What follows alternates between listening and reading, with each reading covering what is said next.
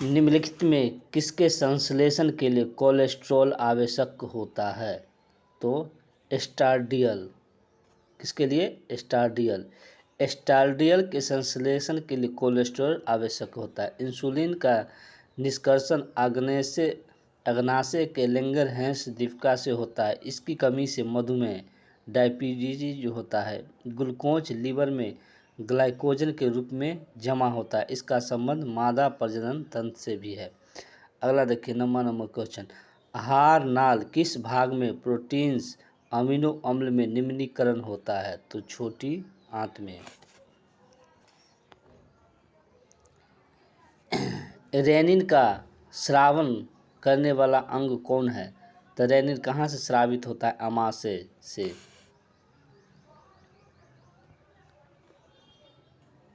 जब दो जीव साथ रहे तथा एक को लाभ हो दूसरे को कोई लाभ नहीं हो तो क्या कहलाता है? कॉमसेलिज्म। कौन सा रोगाणु का विनाश करता है तथा शरीर का पुलिस रक्षक कहलाता है? तो ये होता है क्या? यकृत। उपापचय दर सबसे अधिक होती है चूहे में।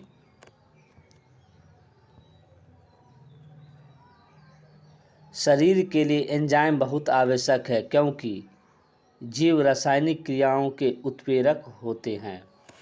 किस ताप पर एंजाइम अधिक सक्रिय होता है? तो 40 डिग्री सी पर। पीत का निर्माण कहाँ होता है? तो पीत का निर्माण यकृत में होता है।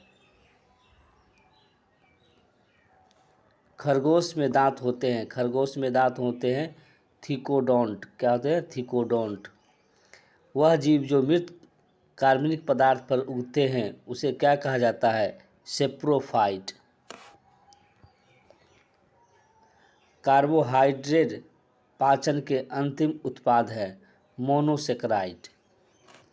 कार्बोहाइड्रेट पाचन के अंतिम उत्पाद मोनोसेक्राइड है। शैवाल में भोजन स्टार्च के रूप में जमा रहता है।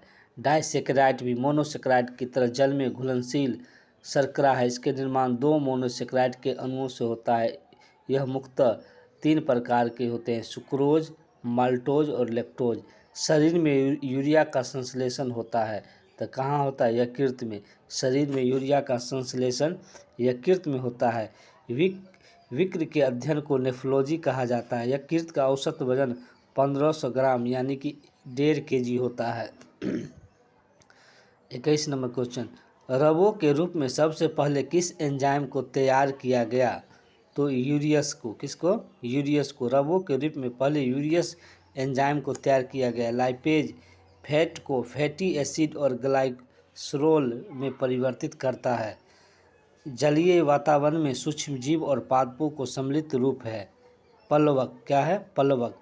जलीय जीवों में सूक्ष्म जीव और पादपों को सम्मिलित रूप पल्लवक कहलाता है। किसी क्षेत्र में विशेष पाए जाने वाले पौधों को फ्लोरा कहा जाता है। किसी क्षेत्र विशेष में पाए जाने वाले जंतुओं को फौना कहा जाता है।